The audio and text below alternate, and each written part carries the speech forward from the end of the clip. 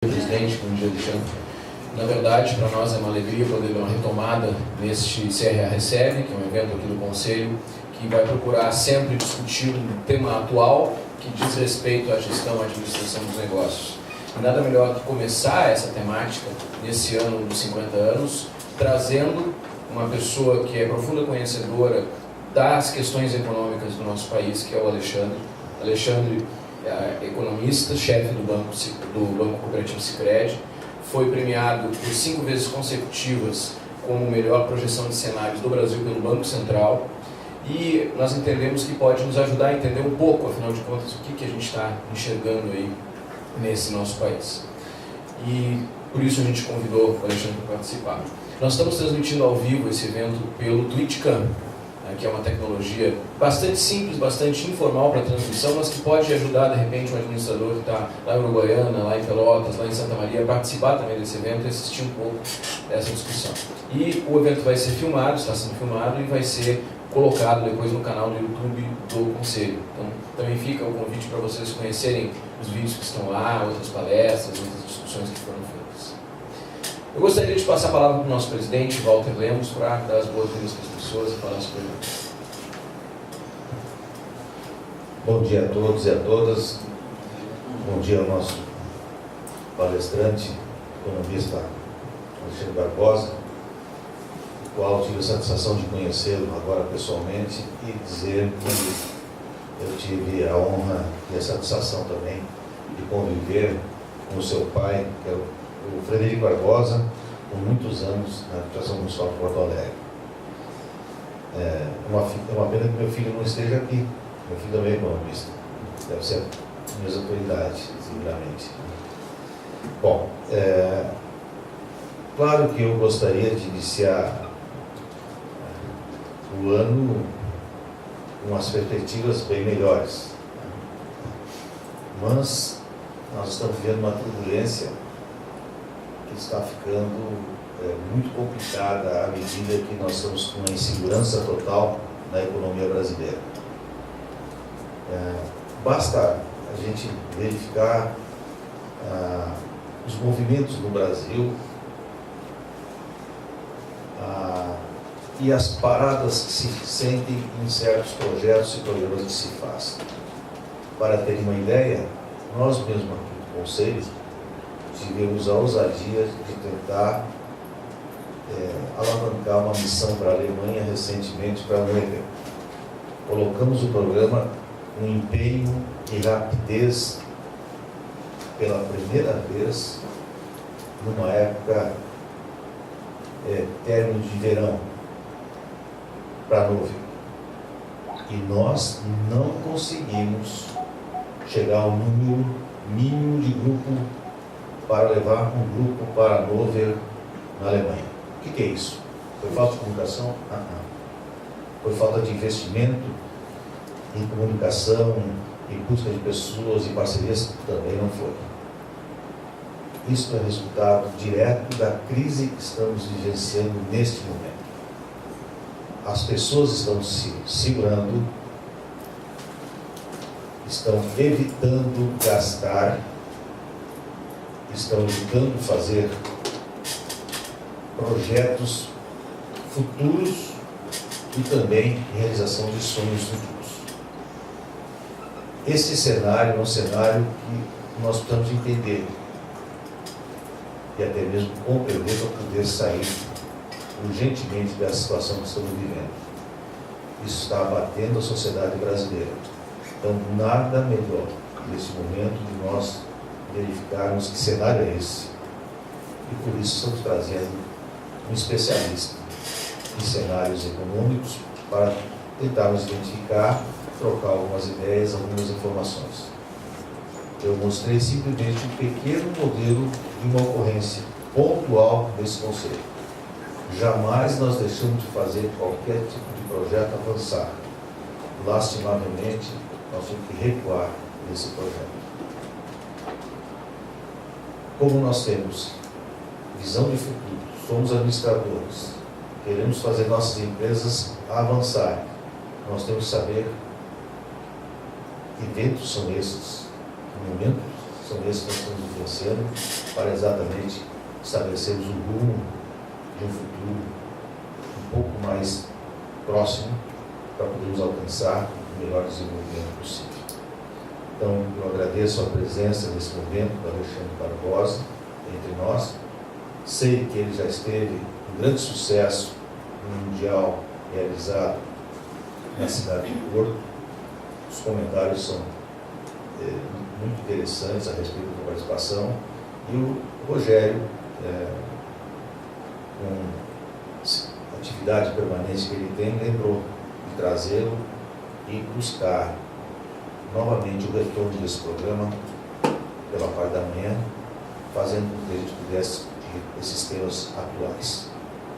Então, agradeço a presença de todos e vamos só, Alexandre, para verificarmos que a gente pode contribuir nesse momento em que o Brasil passa uma fase complicada.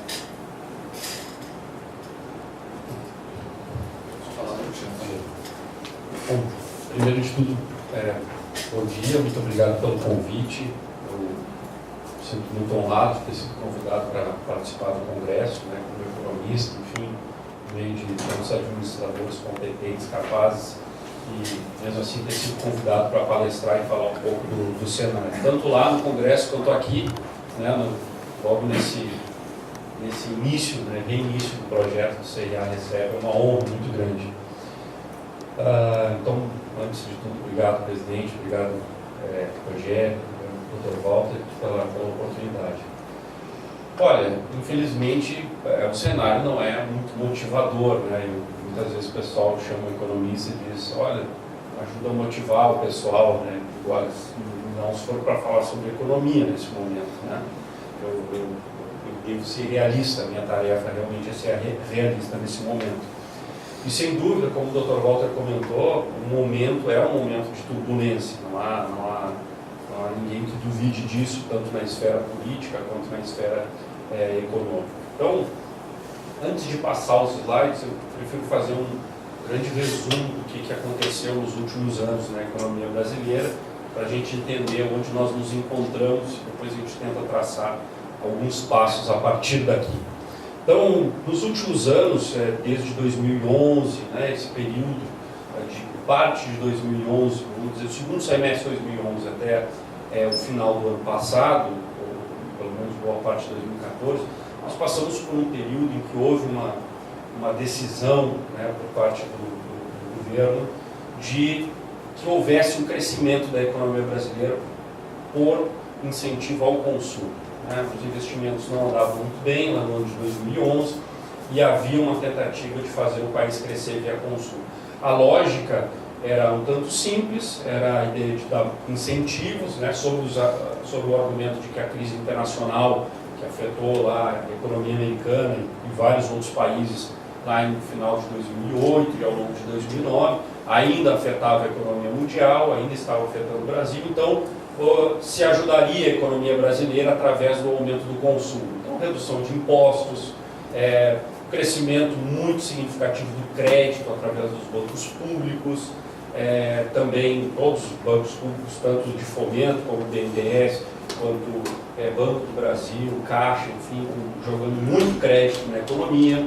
A redução de impostos que já tinha sido tomada e que se manteve por muito tempo para veículos e para outros setores da indústria, enfim, todo o incentivo, o governo gastando mais do que o usual, e é uma ideia de que realmente ia se promover o crescimento através do consumo, e os empresários, por outro lado, vendo esse crescimento do consumo, investiriam, que a gente entraria num círculo virtuoso, que a gente teria aumento do consumo, aumento da produção, emprego, gerações de emprego e renda e assim por diante. Essa era a ideia, era o modelo que se tinha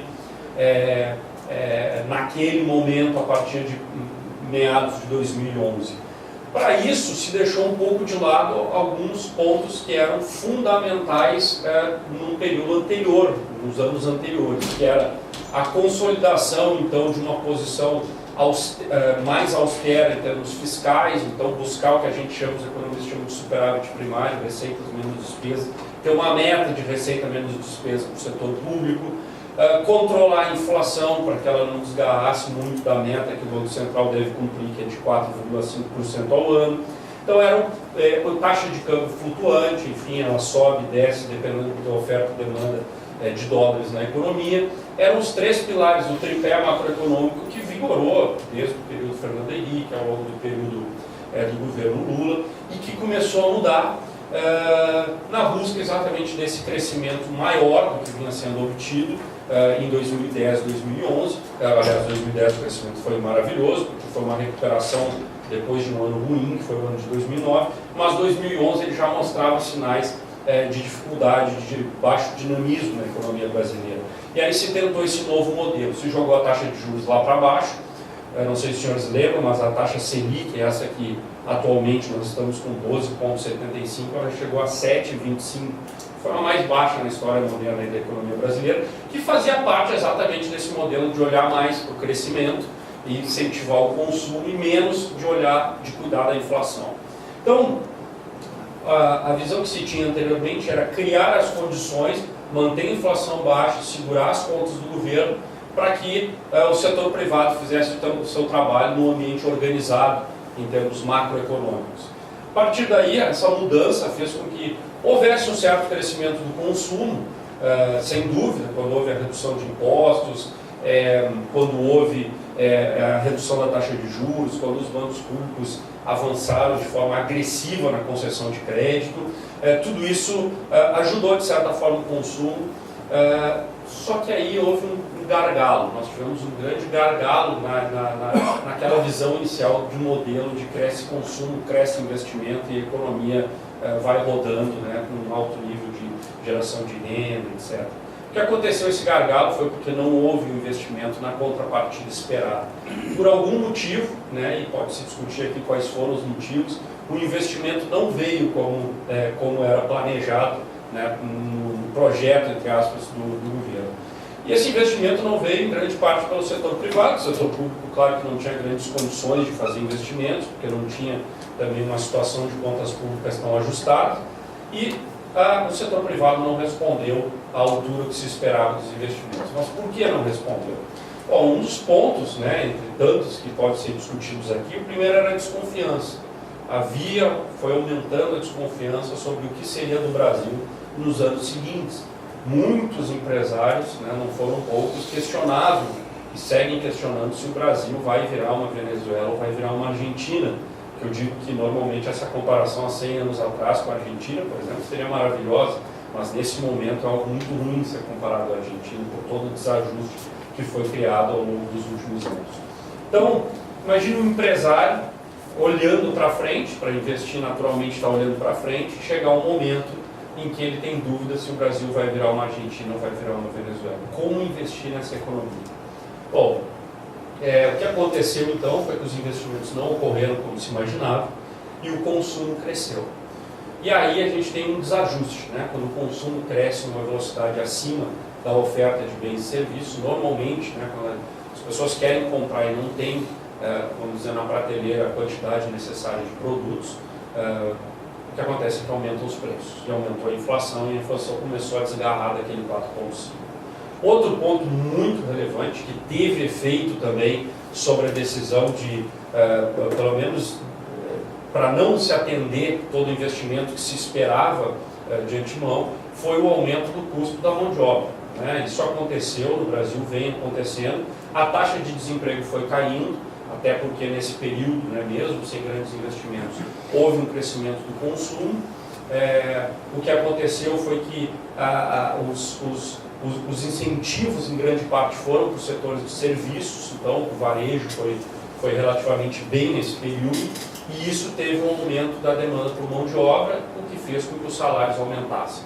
E isso tornou o custo mais elevado para contratar um trabalhador, reajustes sempre, né, o dissídio com ganhos reais durante vários anos, salário mínimo reajustado também com a regra de que era a inflação do ano anterior mais o PIB dos últimos de 2 anos atrás, isso sempre dava ganhos reais.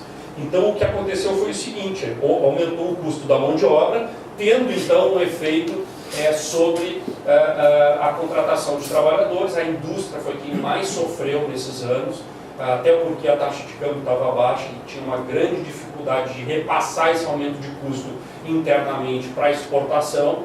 Então, nesse período, né, de 2010, 2011, 2012, o mercado interno foi o grande, foi realmente a grande solução para a venda de produtos, né, porque era onde havia a maior parte dos incentivos, enquanto o mundo ainda se recuperava.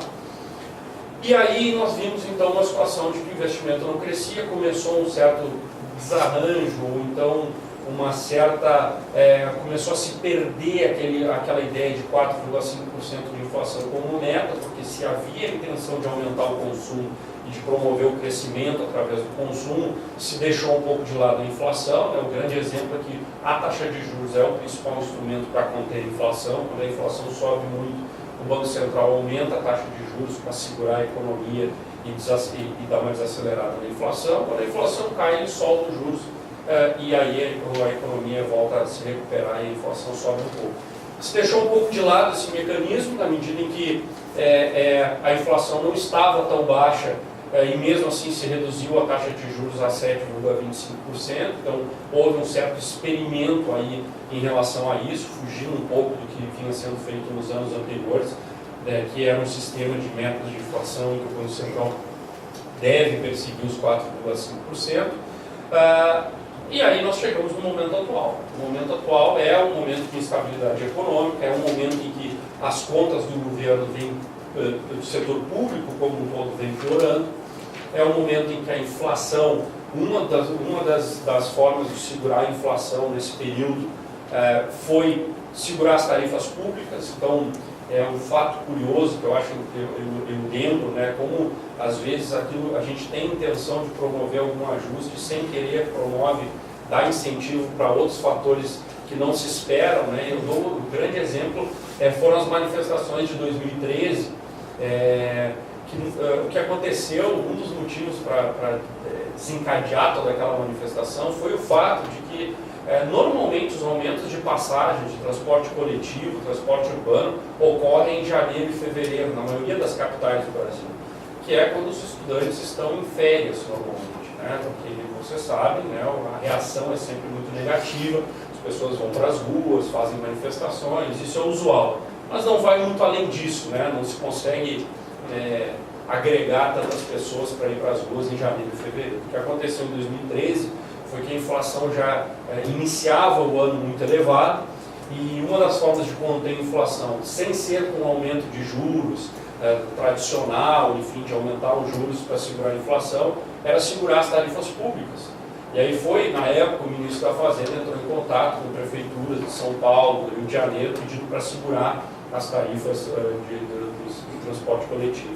O que aconteceu foi que seguraram, não tiveram o aumento que usualmente tem no início do ano, só que as prefeituras não conseguiram segurar o tamanho das despesas, enfim, o aumento dos custos, e acabaram aumentando em junho, né, que foi exatamente o período em que o pessoal foi para a rua para reclamar lá dos centavos, etc. E acabou um turbilhão, né, juntou com várias demandas populares que talvez se fosse em janeiro ou fevereiro não tivesse ocorrido. Então, veja como o controle da inflação através de tarifas públicas, seja por tentar evitar aumentos como de energia, inclusive houve redução do preço de energia, né? Hoje é curioso a gente lembrar que lá em 2012, 2013 nós tivemos uma redução do preço da energia, e isso já foi num período em que não havia uma grande abundância, né, os reservatórios não estavam tão elevados, claro que longe da situação atual, mas era já uma situação de relativa escassez, ou então pelo menos uma situação de cuidado, sinal amarelo, quando reduziram os preços da energia.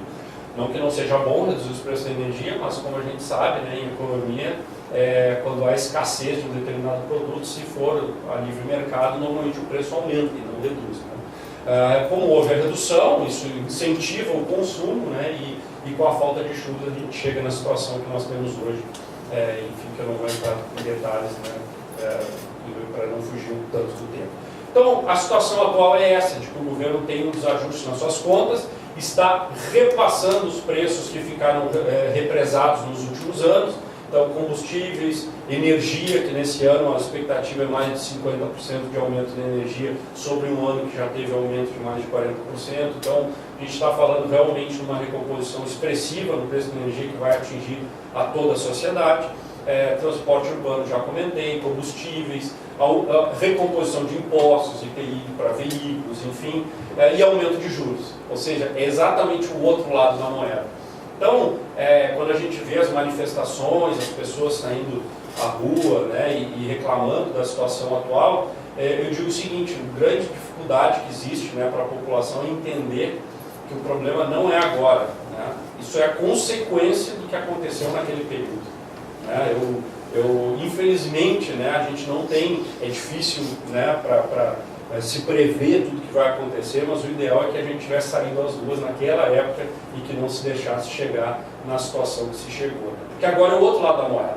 O outro lado da moeda é o momento do ajuste, é o momento de recompor então os preços públicos, porque se não for feito o reajuste dos preços públicos, das tarifas públicas, aí sim nós caminhamos para uma Argentina, para uma Venezuela. Eu costumo dizer que a Argentina e a Venezuela chegaram onde chegaram exatamente por não adotarem medidas impopulares. Né? Então, alguém gosta de aumento de energia? Ninguém gosta. Ninguém gosta de aumento de combustíveis? Ninguém gosta de aumento de combustíveis, exceto quem produz, né?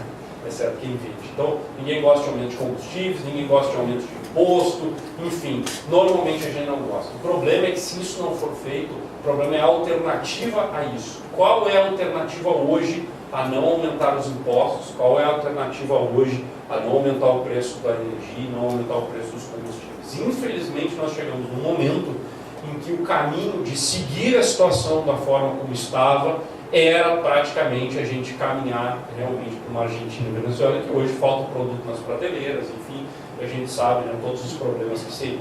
Então é ruim, é o que está sendo feito, não há dúvida, esses ajustes são pesados, e fazer o ajuste no momento que a economia cresce pouco é sempre mais grave. Né? Eu costumo dizer que ajustar as contas enquanto a gente está em casa, né, trabalhando, ajustar as contas da casa quando a gente está empregado é muito mais fácil do que quando a gente está desempregado. Né? Então a situação, infelizmente, do Brasil é um momento esse de vacas magras, em que tem que se fazer um ajuste pesado. Né?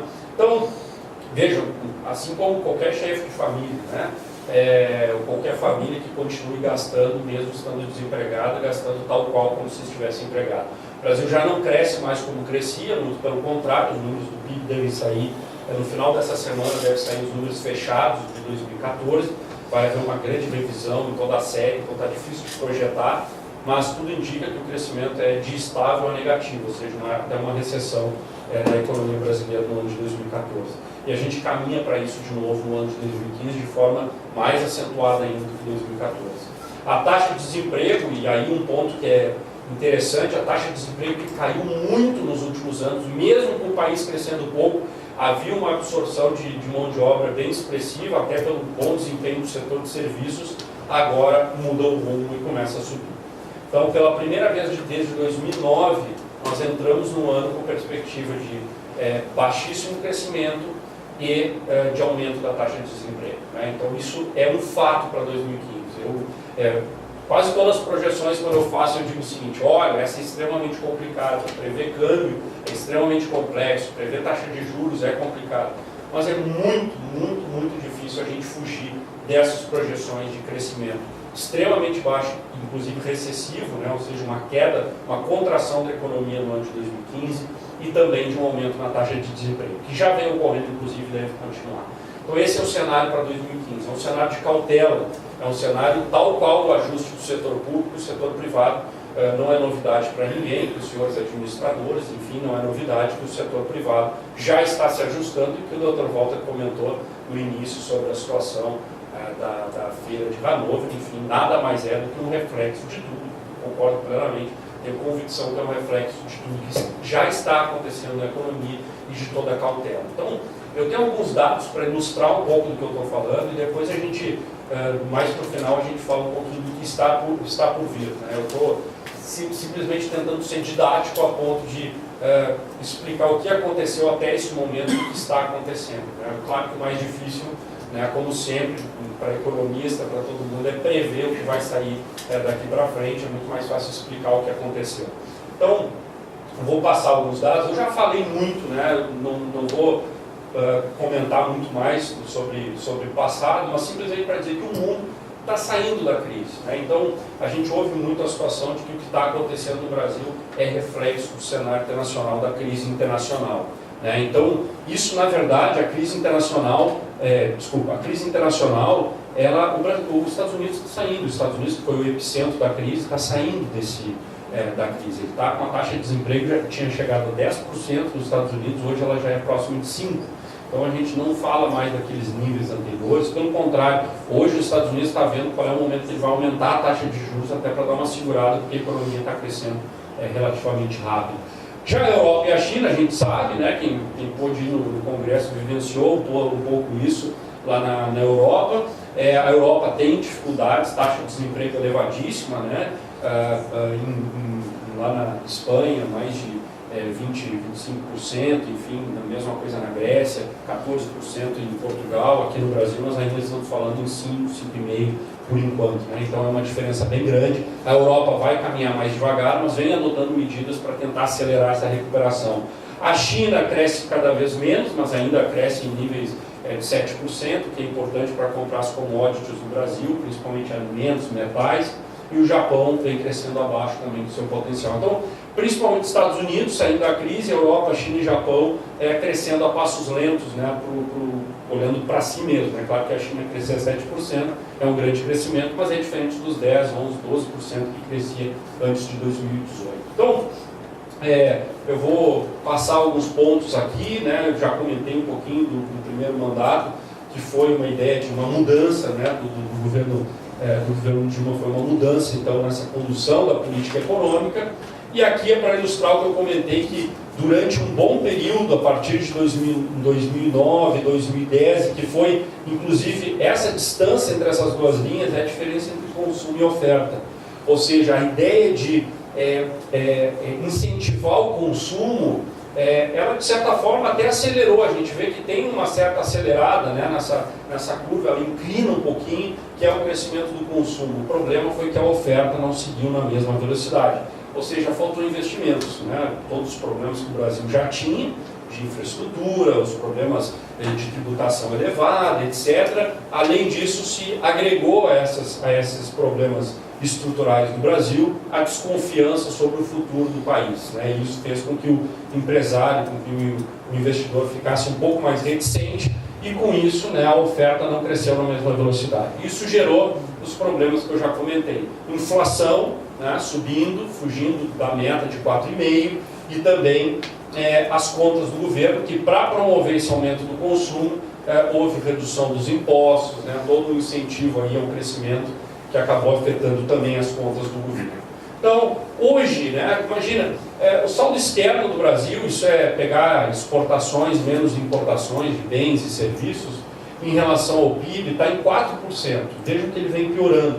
Isso aqui é exatamente fruto de um grande crescimento do consumo sem uma capacidade de oferta interna. Então, quando o Brasil começa a consumir muito e não tem uma oferta interna à altura, o que acontece é aumentar as importações, né?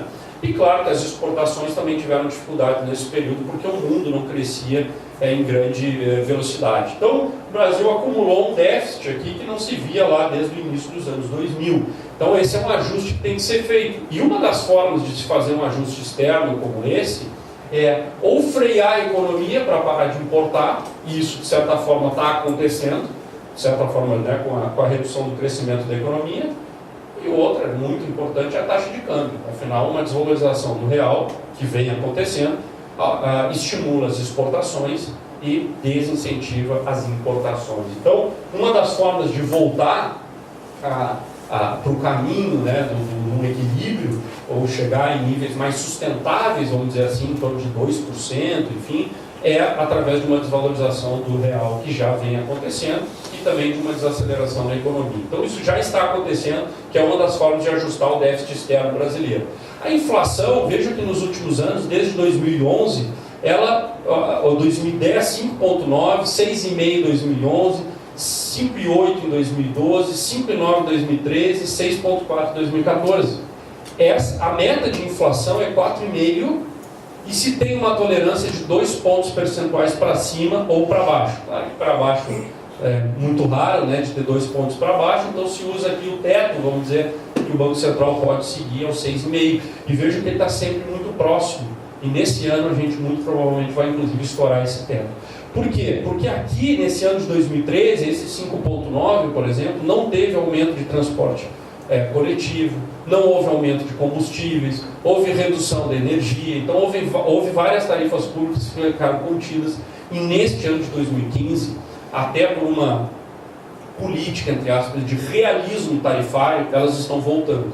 A ideia é realmente tirar esse peso do governo e passar esse peso de falta de energia para a sociedade. Claro que quando a gente passa para o governo, está passando para a sociedade indiretamente.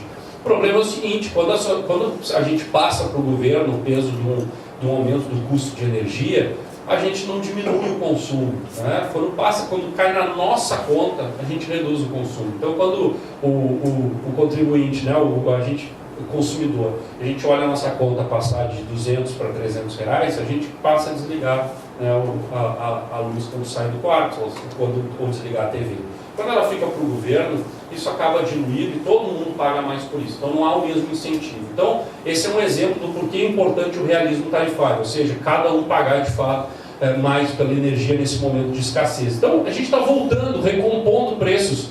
E a inflação nesse ano, eu vou falar depois, ela deve ficar próxima, né? A nossa projeção é entre 7,5% e 8% nesse ano. Coisa que não há, né, desde 2004, aqui não se via na economia brasileira, né? Ou até talvez seja maior do que essa de 2004, que foi a mais alta aí em vários anos. O déficit público, isso aqui é receita menos despesa do governo, dividido pelo PIB. A gente vê que o Brasil deu um salto gigantesco em 2014, 6,7%. O Brasil crescendo um pouco, arrecada menos, que foi o que aconteceu em 2014. O dado de crescimento do PIB vai sair agora na sexta-feira e deve mostrar, como eu já falei, uma estabilidade ou até uma contração da economia.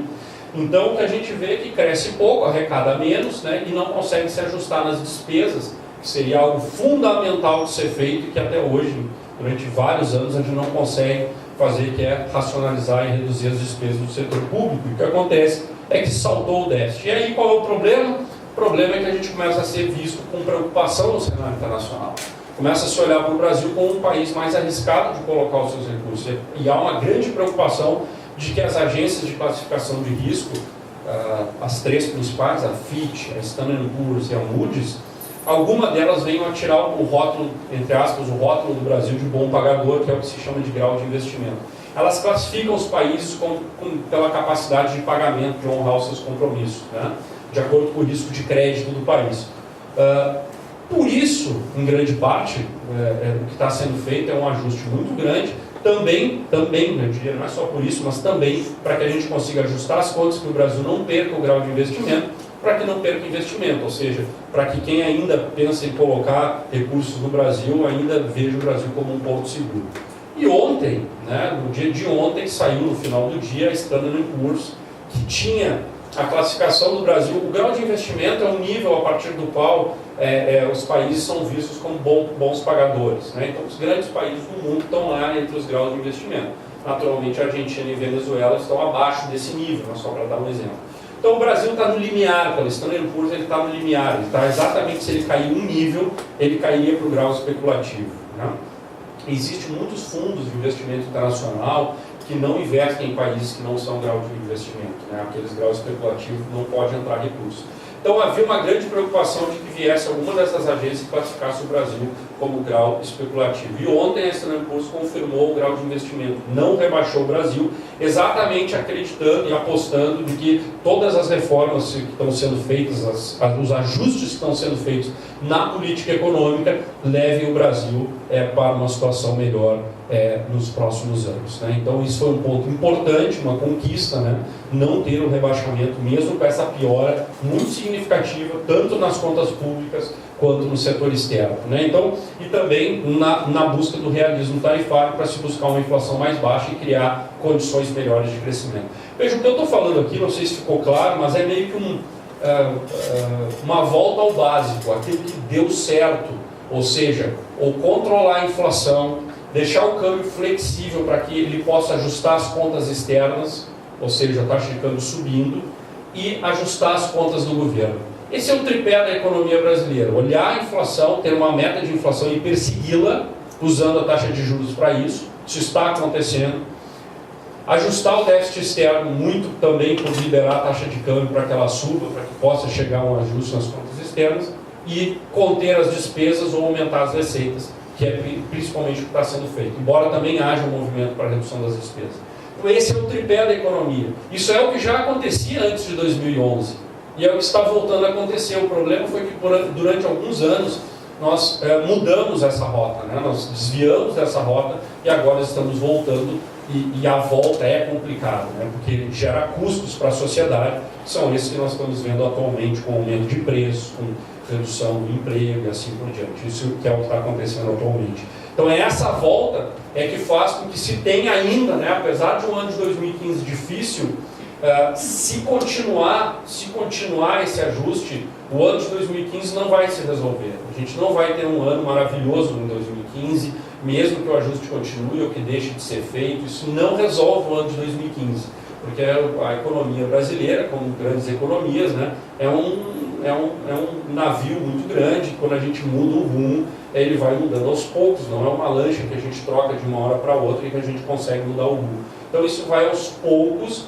para que possa gerar crescimento lá na frente. Então o lado otimista de tudo isso que está acontecendo é de que, se for possível manter este ritmo de ajuste e que não haja uma quebra nisso, como exemplo, né, o ministro da Fazenda vem tomando essas medidas e tem sido, né, o símbolo desse ajuste, né? Então, manter o ministro da Fazenda e seguir esses ajustes cria condições ali na frente de a gente olhar e talvez a gente vá sair desse ano de 2015, entrar em 2016, talvez mais lá para o segundo semestre de 2016, eu acredito que possa se ter uma perspectiva melhor à frente para o Brasil, e aí sim, se tudo isso continuar, a gente pode chegar à conclusão de que realmente Argentina e Venezuela são países vizinhos e o Brasil não é Argentina e não é Venezuela. Agora, é fácil passar por isso? É fácil continuar um ajuste desse diante da situação que nós estamos entrando em 2015? Não é. E tem todos os aspectos políticos, né, que todos nós estamos assistindo, das dificuldades de fazer um ajuste desse tamanho na economia brasileira. Então a instabilidade política pode sim contaminar os ajustes na economia e pode colocar, inclusive, a perder boa parte desse trabalho que está sendo feito e tornar realmente o caminho um pouco mais sinuoso e mais complicado em termos de perspectivas, né? Então acho que isso é fundamental, que seja possível continuar esse ajuste para que a economia brasileira consiga de fato sair ali na frente numa situação melhor, né? E eu imagino que lá para o segundo semestre de 2016 é quando vai se ter clareza. Até lá nós vamos ter números relativamente baixos, a indústria não vai crescer muito, infelizmente, ainda com custos relativamente elevados. O setor de serviço, comércio e serviço, com as pessoas mais cautelosas, também o crescimento vai ser muito menor do que foi nos últimos anos. E o agro, eu diria que é o setor aquele que tem, ainda é o setor que tem melhores perspectivas para a economia brasileira no ano de 2015, diante das turbulências que nós temos. Então, o Brasil, comparando internacionalmente, a gente vai ver que o Brasil, em termos de dívida, ele tem uma dívida relativamente elevada, né? Muitos dos países que estão acima do Brasil são países desenvolvidos e que têm, ou então que estão extremamente, né, como Grécia, com extrema dificuldade, são países que têm condições de pagar ao longo do tempo a sua dívida. O Brasil tem que diminuir a sua dívida pública, né? Outros países, como o Chile, tem 13%, a gente pega a Turquia, tem 36%, a África do Sul, 47%. Então o Brasil realmente tem uma dívida elevada. E o déficit público, né, que eu comentei, o Brasil está ainda numa situação muito ruim internacionalmente. Se nós compararmos com vários países, o Brasil tem que realmente fazer esse ajuste que vem fazendo e continuar fazendo. Deixa eu pular aqui, vou pular também o cenário político, a gente já comentou das dificuldades. Essa aqui, para mim, é uma das variáveis mais difíceis que tem de se projetar.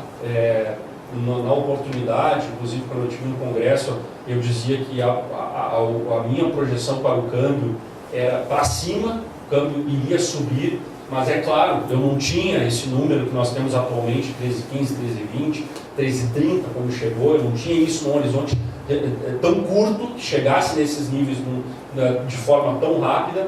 E por isso eu digo, taxa de câmbio, mais importante do que o número, do que olhar esse número, depois cobrar o economista, né, e estou falando em causa própria aqui, é saber qual o movimento que a gente vai ter daqui para frente, né? E eu ainda acho que esse movimento ao longo do ano de 2015 é para cima, né? Claro que há um certo estresse, muitas vezes acontece o que nós chamamos de overshooting, uma reação exagerada a alguns fatos, né? Então, os aspectos aí da Operação Lava Jato, os problemas políticos, instabilidade política, a incerteza sobre a continuidade ou não desse ajuste na economia brasileira, tudo isso gera uma certa aversão de investidores internos e externos ao Brasil. Então há essa saída de recursos, né? A taxa de câmbio funciona na economia brasileira e nas economias que têm o câmbio livre, ela funciona muito como um termômetro para saber qual é a situação do paciente, né? Então, quando a taxa está subindo, provavelmente é porque há mais incerteza, há mais risco de deixar os seus recursos no Brasil.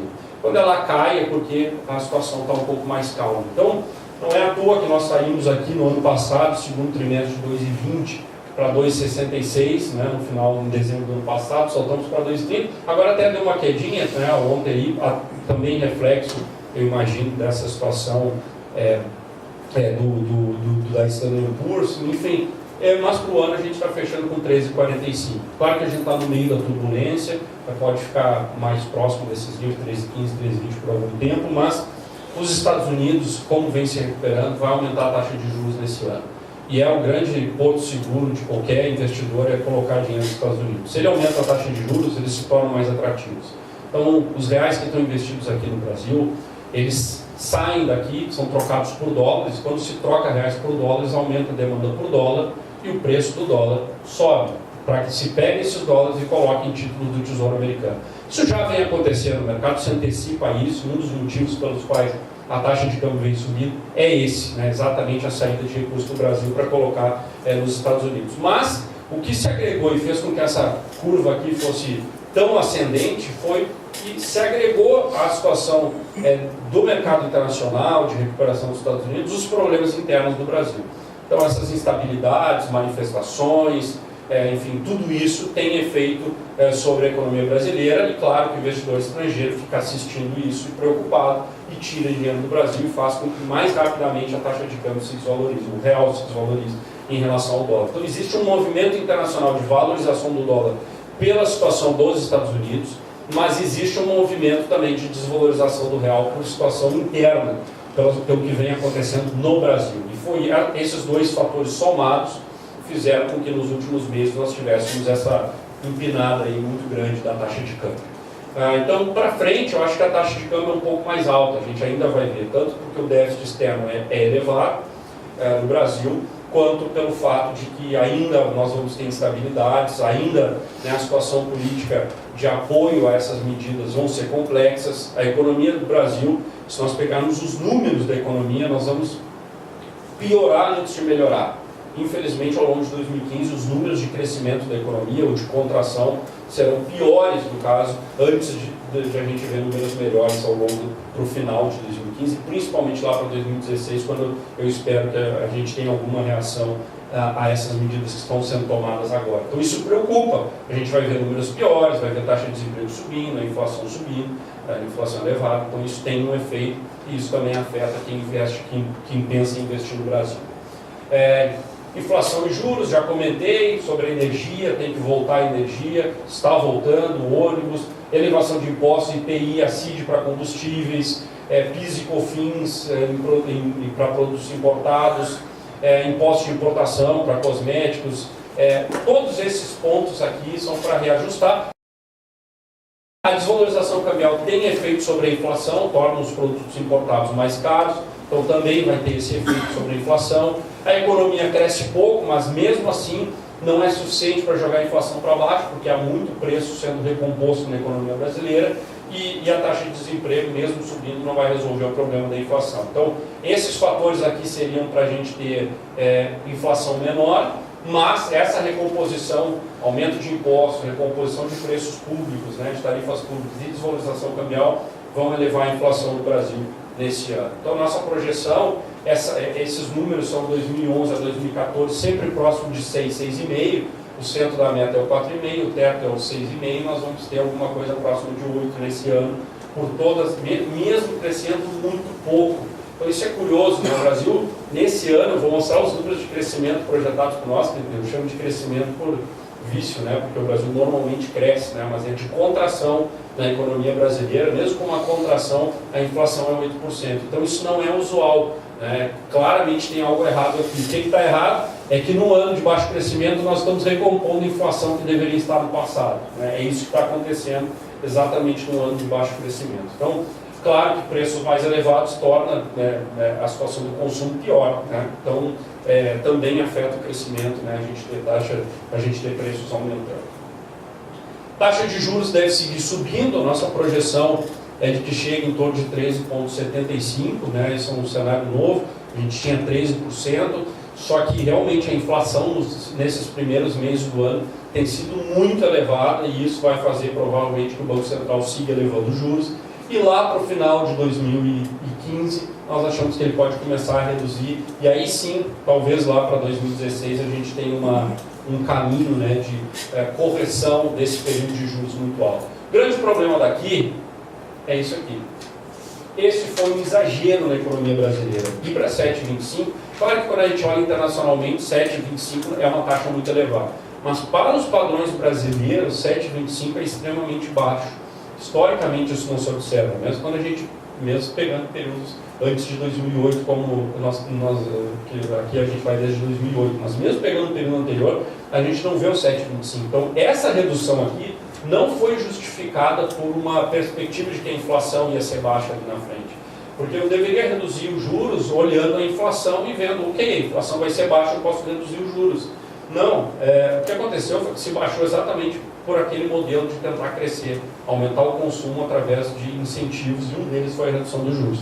Então, que a gente está, esse repique aqui, certamente não teria acontecido se a gente tivesse mantido a taxa de juros em níveis de 10%, 9%, certamente ele não precisaria dar esse salto aqui na taxa de juros que está sendo observado atualmente. Então, a gente está, entre aspas, pagando por um período que se esperava que tivesse mais crescimento e acabou que não teve, né? E não houve um grande crescimento nesse período, inclusive como se esperava, né? Com a queda dos juros. Bom, atividade econômica, elevação de impostos e redução dos gastos públicos é um fator negativo, aumento da taxa de juros, fator negativo, recomposição de preço é um fator negativo sobre a atividade econômica, a baixa confiança sobre expectativas do que vai acontecer na economia é um ponto negativo, alto custo de produção e riscos elevados, aumento, né, dos riscos na concessão de crédito é um ponto negativo, baixa oferta de trabalhadores, apesar de tudo isso, né, o mercado de trabalho não está mudando já em 2015 e vai continuar, mas ainda não há uma grande oferta de mão de obra. É um ponto, né, negativo, porque, enfim, quem precisa produzir, etc., ainda tem que pagar caro pela mão de obra. E dois fatores aqui que podem ser positivos, né, principalmente o exportador, a desvalorização cambial, esse é outro grande alento, né, no meio desse cenário tão conturbado, de tantos problemas e dificuldades. A exportação começa a se tornar viável para vários setores que não conseguiam exportar em larga escala num período de câmbio a 2 ou até menos do que isso, como nós tivemos nos últimos anos.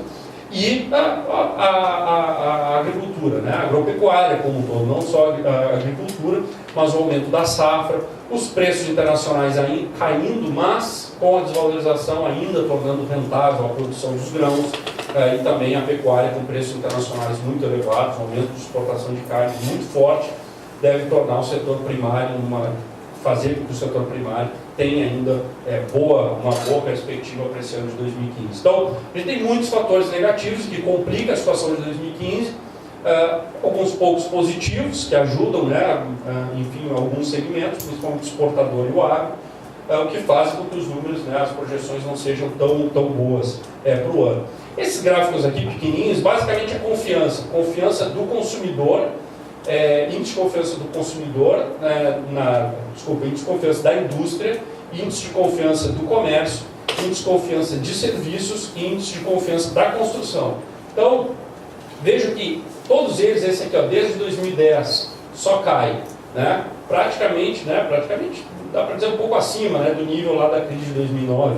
Esse aqui, desde 2010, que é o de serviços, caindo.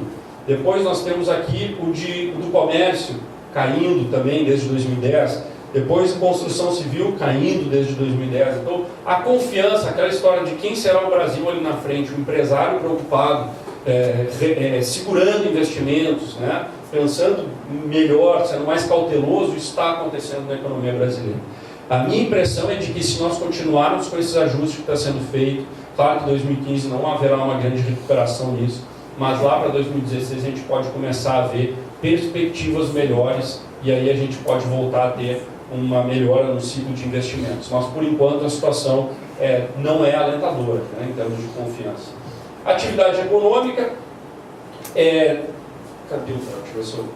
aqui.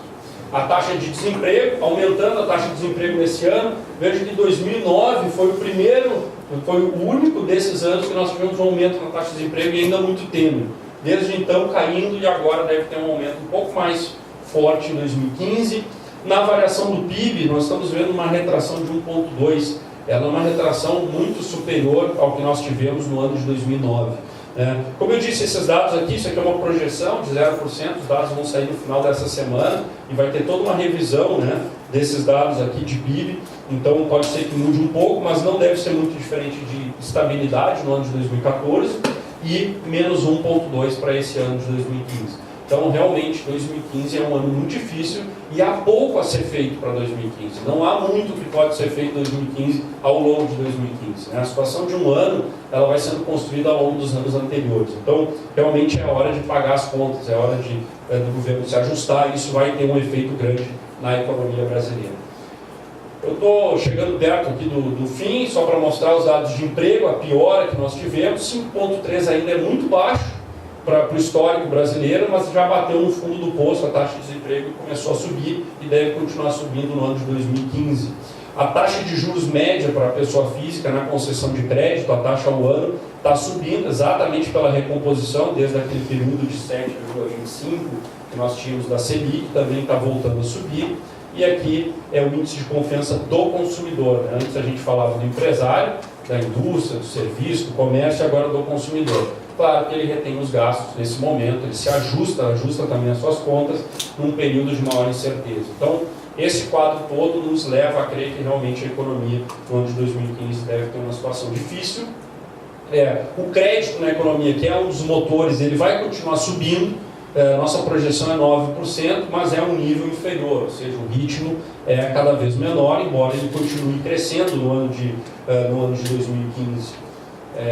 Deixa eu pular um pouquinho para a gente chegar nos riscos. Bom, existem diversos riscos a tudo isso que eu estou dizendo, né? Eu já comentei alguns deles. O risco político, né? De instabilidade, que a instabilidade política possa ter efeito sobre a economia brasileira, é um dos maiores, né? De que eu acho que a situação ruim pela qual o Brasil está passando com esse ajuste que vem sendo feito nas contas públicas, eu acho que seria pior se a gente deixasse de fazê-lo, né? Eu acho que é algo ruim com alternativa pior. Esse é um ponto importante. Por quê? Porque essa situação ruim ela pode criar condições melhores ali na frente, né? Então, isso é importante, né? A gente pode ter alguns pontos, né? Pode ter mais inflação do que a gente está projetando, dependendo do reajuste que for feito das contas públicas, dos preços públicos. Os juros, 13,75, eu acredito que está num bom nível, acho que mais juros é difícil.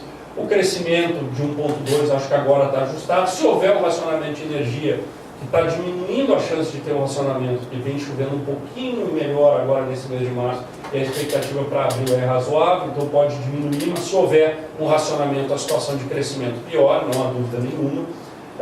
Europa, ou saída da Grécia da zona do euro, algo que já teve mais perto em outros momentos nos últimos anos, é uma situação que pioraria, né, esse cenário. Enfim, são riscos que eu acho que estão relativamente controlados no nosso cenário básico. Tá? Claro que existe uma situação, existem, claro, situações que podem melhorar também, aquele cenário, mas eu acho que não deve fugir muito disso. Inflação alta nesse ano e um baixo crescimento. Isso é muito difícil de a gente fugir dessas características para o ano. Enfim, aqui são algumas projeções e basicamente isso, é um ano difícil, mas que pode criar as condições para anos melhores à frente. E muitas vezes, para que a gente consiga ter anos melhores à frente, tem que enfrentar realmente de frente essa situação de 2015. As medidas impopulares no ano de 2015 são fundamentais para que se tenha é uma perspectiva à frente mais promissora para a economia brasileira. Era isso, né? Espero não ter passado muito do tempo e fico à disposição para as perguntas. Muito obrigado.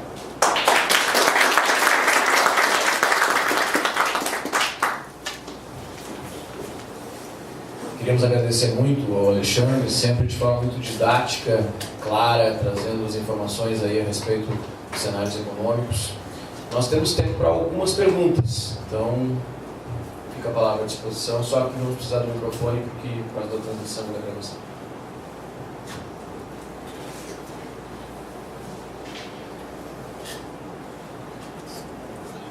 Vinícius, vice-presidente administrativo do CRE. Bom dia a todos. Bom dia, Alexandre. Falasse ali do tripé, né, da economia brasileira, né? E nitidamente na tua apresentação a gente vê vou usar agora uma nomenclatura diferente, mas parece que a gente estava trabalhando offline e quando a gente atualizou as coisas estavam diferentes, né? Então, os números não deveriam ser aqueles que estavam, mas quando tu atualizou, todos eles tiveram que subir. Agora é um momento de ajuste. Dentro daquele tripé, a parte de câmbio vem sendo feita com a liberação da flutuação, enfim. A parte de inflação também, com relação aos juros que tu comentaste.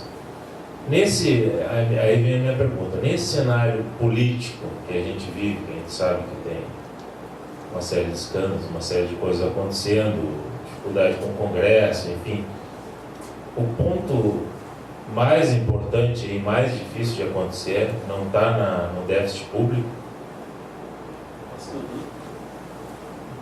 Sem dúvida, de longe, eu diria. Aliás, se nós pegarmos em perspectiva, a gente vai olhar que foi o único que não foi atacado nos últimos anos, porque mesmo a taxa de juros, quando chegou a 7,25, lá em 2012, 2013, ela já começou a ser revertida, né? Mesmo antes dessa mudança, vamos dizer, de voltar ao tripé, a taxa de juros já voltou a subir. Se viu que era algo que não dava todo o retorno, entre aspas, de crescimento que se imaginava, mas tinha o efeito colateral que não se queria, que era o aumento da inflação. Então, esse já teve um passo. O câmbio, por mais que não tenha tido esse movimento que a gente teve agora, ele também vem subindo, né? Então, a gente fala, ele começou o ano passado lá em torno de 2,20, por aí. Antes, né, em 2013, ele tinha taxas menores do que essa.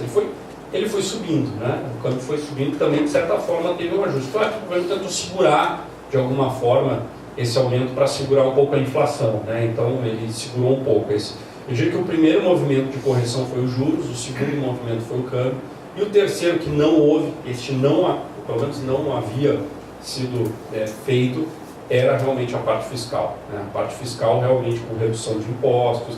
Eu digo o seguinte, redução de impostos, quando eu falo em redução de impostos, eu não gosto de deixar a imagem de que eu sou a favor de aumento de impostos. O grande problema é o seguinte, é que reduzir impostos sem reduzir as despesas públicas é um sopro no vento, né? Então não tem condições, não é duradouro, né? Ele é simplesmente temporário, ele deteriora as contas públicas e gera outros efeitos negativos, né? Então, nesse período que nós tivemos de redução de impostos para incentivar a economia e que deu resultado para vários, né? A gente vê veículos, quanto se vendeu, né? Só que o que aconteceu foi uma antecipação, né? Muita gente, eu costumo, em vários ambientes que eu estou, eu pergunto quantas pessoas trocaram de carro nos últimos anos, né? E a quantidade é enorme, é muito maior do que há 10 anos atrás, enfim. Por quê? Porque as pessoas se aproveitaram, a renda, né, era boa, houve uma oportunidade para redução de impostos. Agora, quantos vão trocar nesse ano? São muito poucos, porque os carros estão novos e porque a situação econômica não é tão boa para trocar mais uma vez, né?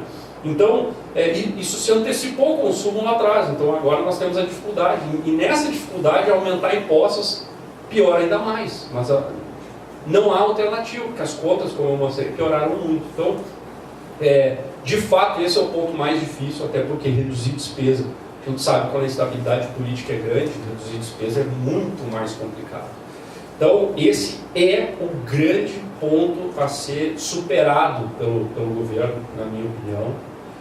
Já houve uma grande surpresa, acho que quase ninguém esperava, poucos esperavam que viria alguém, né, depois de todo o período das eleições, enfim, que viesse alguém tão austero quanto o ministro da Fazenda. O ministro da Fazenda é formado, ele é pós-graduado, né, doutor por uma das universidades mais, vou usar o termo meio batido, mas mais de direita, né, mais liberais no sentido brasileiro, que existe, se não há mais, eu diria que há mais no mundo, que é a Universidade de Chicago.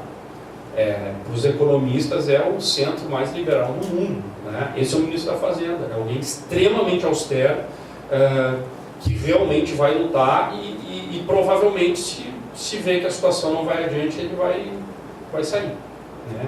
E eu acho que isso seria uma perda muito grande para a confiança, para aquilo que pode vir ali na frente com todos esses ajustes. Então, esse eu acho que é, de longe, o maior desafio. A taxa de juros está chegando onde ela tem que estar por algum tempo e depois até no final do ano, talvez, ou no final do ano, início do ano que vem, ela possa começar a cair, inclusive.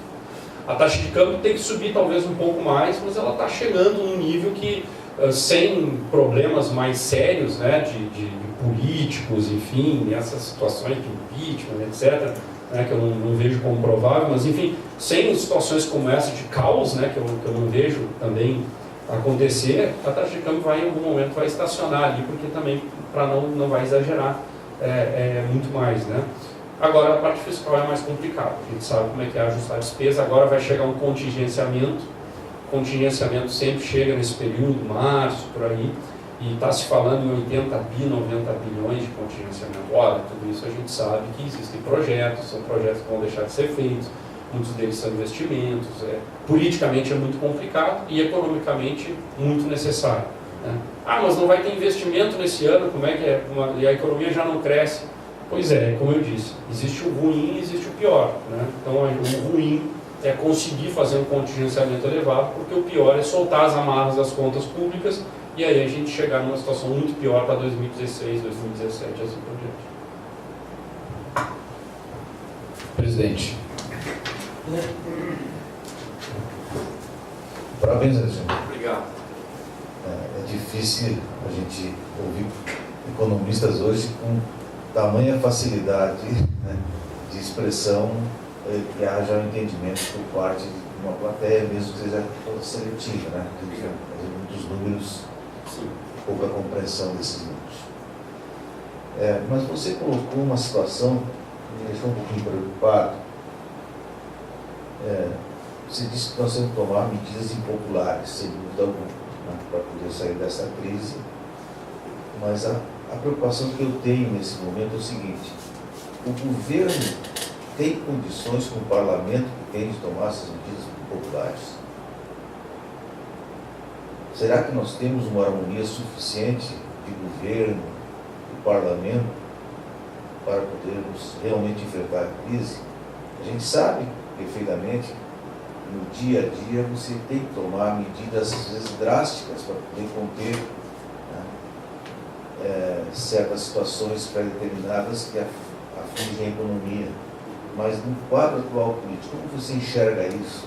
Porque não há uma harmonia adequada no parlamento e governo. E de passagem, para a gente encerrar depois, se tu puderes, eu posso isso comentar também algumas perspectivas que se vê muitas vezes nos corredores das empresas, e principalmente no ambiente exportador, se falando de uma possibilidade de fato de um descontrole do dólar, aquela relação euro e dólar talvez nunca tenha estado tão próxima, né? Descontrole do dólar, se fala em 4,30, se fala em 4,50, se o cenário, por exemplo, de impeachment ou a manifestação de ruas retornar. Okay. Bom, esse ponto é crucial, né?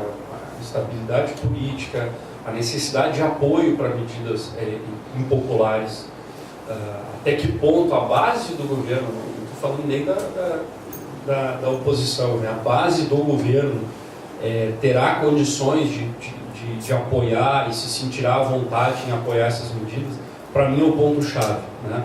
Eu não tenho uma resposta, né? Eu tenho uma expectativa, simplesmente, de que consiga ir adiante. Eu acho que a gente tem alguns pontos aqui que nós temos que olhar nas próximas semanas E o exemplo são aquelas medidas provisórias, né? A medida provisória 665 e 66, o número da outra, que são aquelas relativas ao auxílio-desemprego. O auxílio-desemprego no ano passado se gastou mais de 50 bilhões de reais em auxílio-desemprego. Hoje, o que se quer nesse ano de 2015 é economizar 66 bilhões de reais nesse ano. Isso em termos de receita menos despesa, que o governo busca. No ano passado, só de auxílio-desemprego se gastou mais de 50 bilhões de reais, com a menor taxa de desemprego da história do país. Então, como se gasta tanto com auxílio-desemprego com a taxa de desemprego tão baixa? Né? Claro que havia fraudes, havia problemas, havia empregados que pediam para serem demitidos, para ficar com o auxílio-desemprego e ser com uma complementação da empresa, enfim, havia problemas sérios com isso. E agora o que se quer fazer é que não se possa pedir o auxílio-desemprego depois de 6 meses empregado, mas só depois de 18 meses, enfim, e que essa situação seja muito mais complicada para se pedir, exatamente para evitar situações como essa que aconteciam. Bom, é uma situação ruim. Qual político vai votar numa situação dessa com o governo, né, piorar a situação do trabalhador diante de uma economia que não vai bem, que a taxa de desemprego está aumentando? Este é um bom teste. Tá?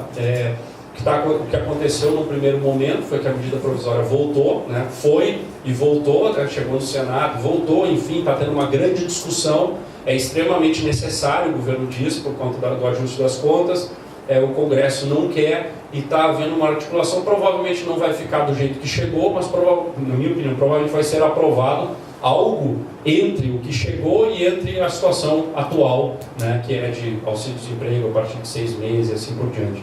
Então, toda essa concatenação política será necessária e não será fácil. Eu acho que o caminho a ser perseguido é uma aproximação com a própria base, que vai ter que ser feita, né, não com a oposição, mas com a própria base, para conseguir aprovar medidas impopulares.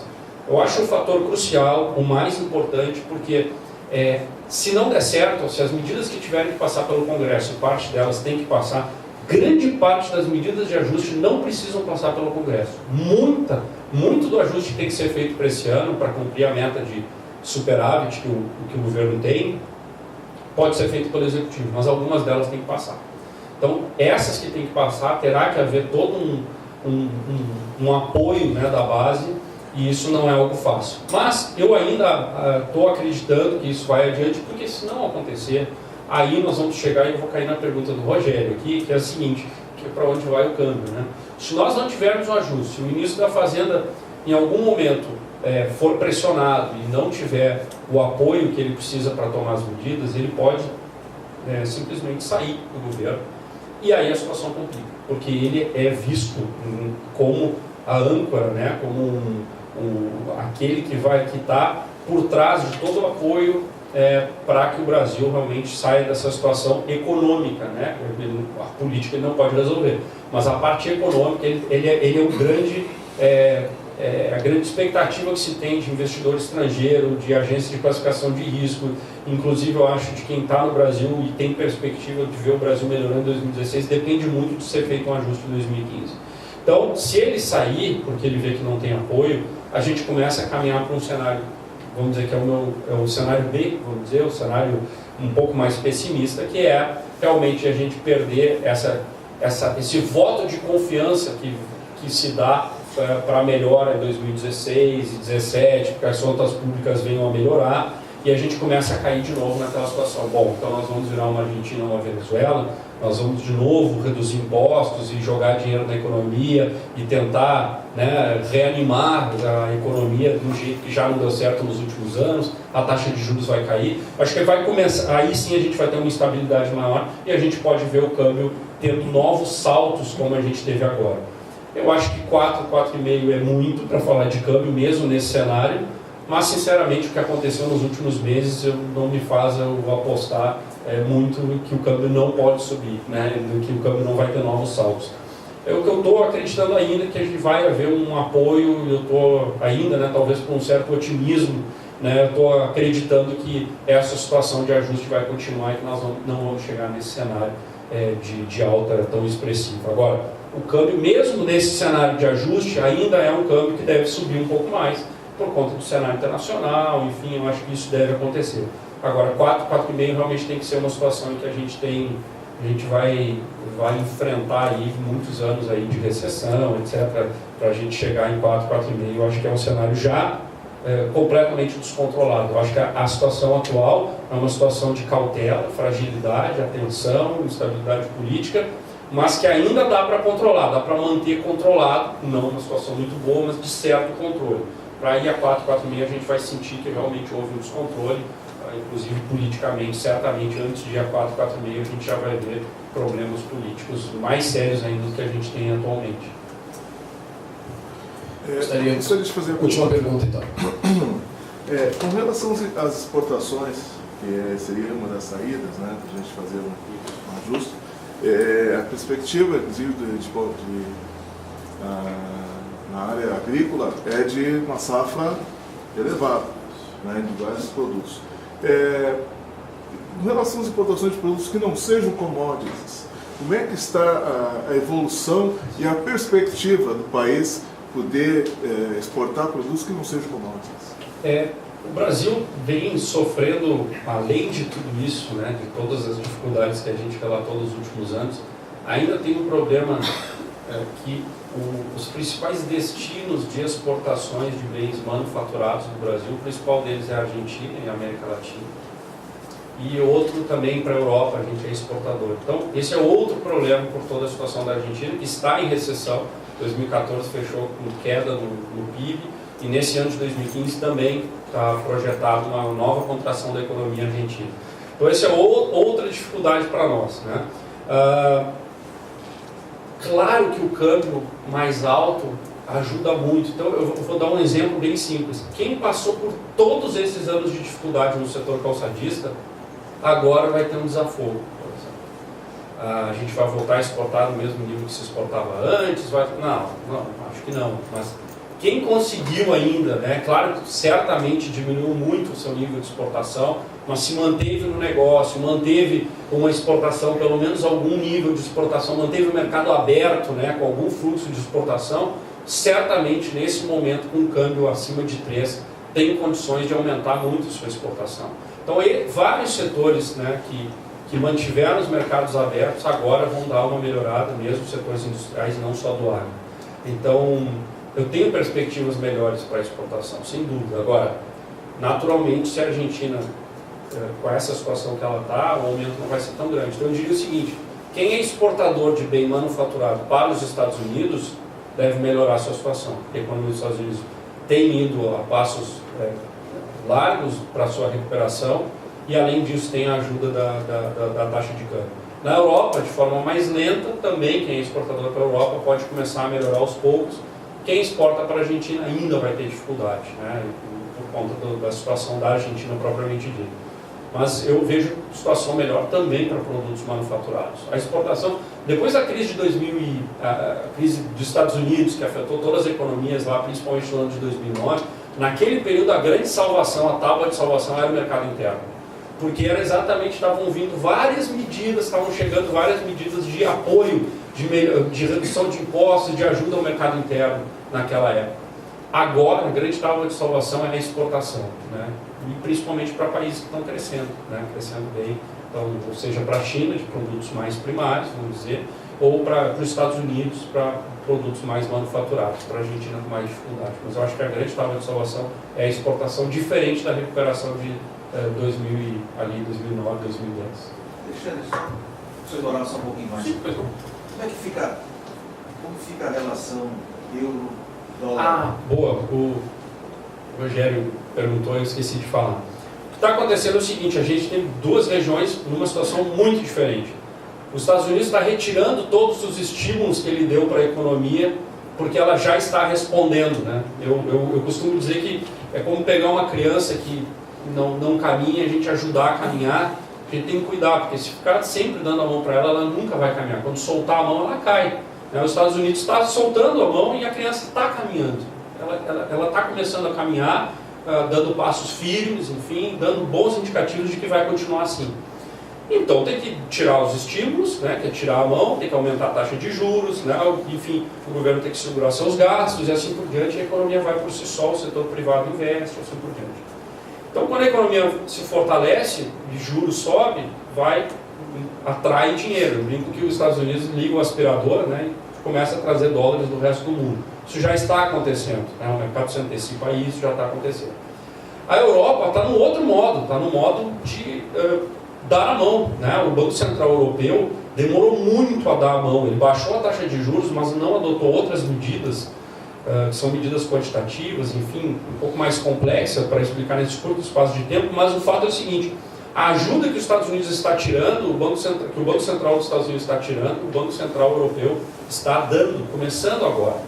Então, isso faz com que na Europa se jogue euros na economia e